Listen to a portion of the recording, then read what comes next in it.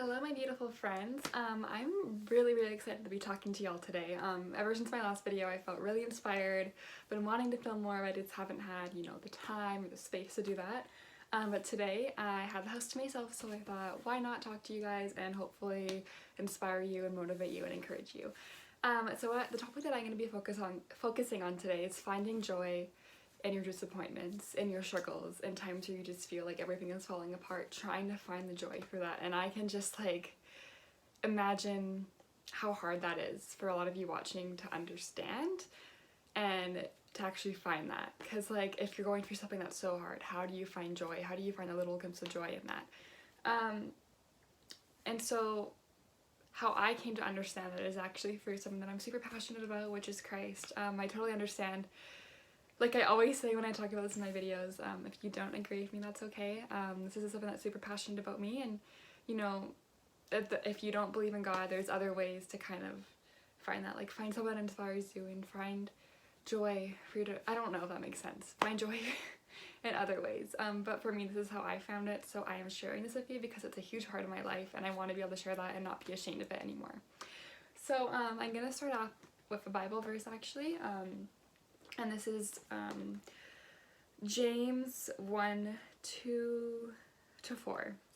Sorry, I'm new in the Bible. I don't memorize verses. I've never really done that before, so it's kind of new for me. Anyway, so this says, "When troubles come your way, consider it an opportunity for great joy. For you know that when your faith is tested, your endurance has a chance to grow. So let it grow, for when your endurance is fully developed, you will be perfect and complete, needing nothing." And that verse, I've seen it, I've heard it so many times, but it never really clicked, it never connected for me. And, take out the whole God stuff and just think about this as you're hearing it in any aspect of your life. It doesn't have to be about God, it doesn't have to be about Christianity.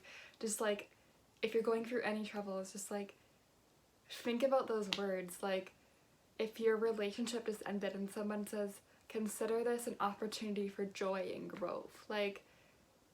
How, if you really believe that and listen to that, how much would it change your perspective of what you're dealing with?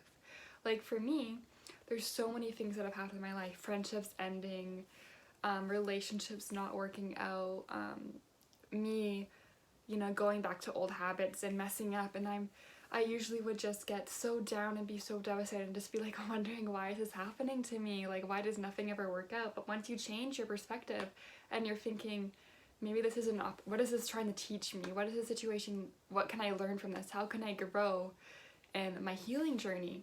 That for me, that changes everything. This is kind of a weird example, but I used to work with a boy who really hurt my heart, and he was using me for reasons that I'll probably talk about in a little bit. But he ended up leaving where I work in November, and it when he left, I felt like a weight was lifted off my shoulder, and I was just so happy. I was oh, he's gone, I don't have to deal with him anymore, because it was just a really weird situation when he was there. And this past month, I actually found out he was coming back, and at first I was oh my goodness, he's coming back, that's the worst thing that could happen. Things aren't gonna be good, I'm gonna go back to old habits, or a different mindset, just when he was around, I felt not good enough and stuff, so I was worried that I was gonna go back to that. And then I thought about the way I was thinking, I was what am I doing? This is not the way I want to think about anymore. He doesn't deserve my power. I know it sounds silly, but I can't give my power away to other people anymore. And I was thinking, I was maybe this is an opportunity for me to see how far I've come with my healing and the way that I've changed.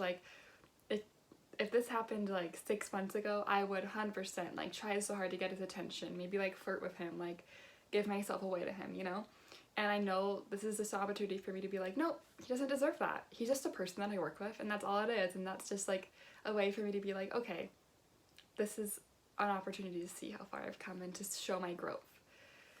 Anyway, I just wanted to start off with that.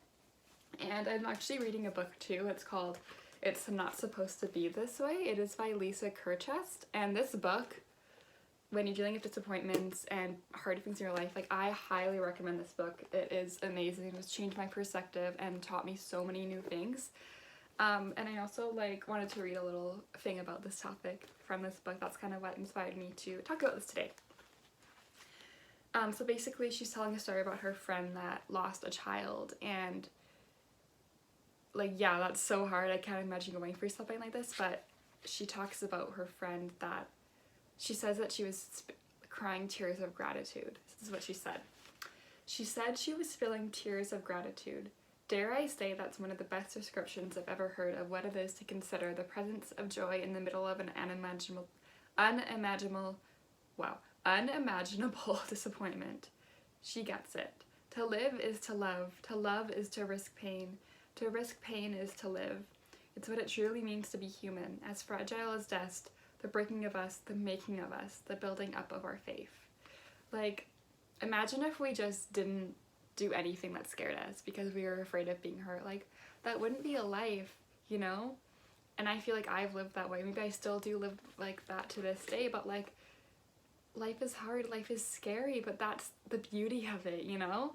We're gonna get hurt, and we're gonna be disappointed, and our hearts are gonna get broken throughout this life. That's just a part of it. We can't do anything to change that, but that's what makes us beautiful. You know, we're human. You know, other humans are human and they're gonna hurt us. And the only thing that we can do is get back up and dust off our hands and keep living, and not let things that happen keep us on the ground. I just think that's really beautiful, and I would have never thought that 6 months ago. So I'm just really proud of myself for how far I've come, and just like, I haven't really thought of that until I'm talking about it in this moment. Yeah, I'm like getting emotional already. So something else that I want to share with you is a couple things, or one thing that I learned through my healing process.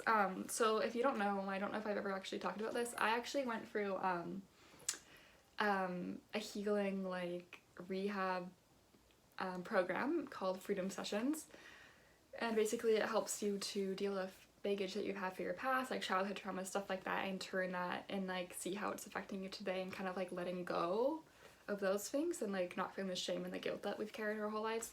And that is the reason I'm where I am today. And so something that we had to do was kind of like let go of denial that we were living about certain situations, and then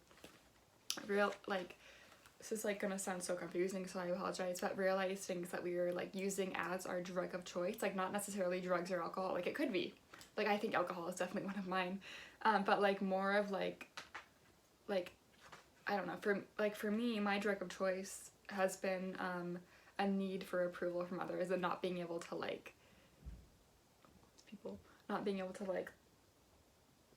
feel worthy if I don't get approval from others.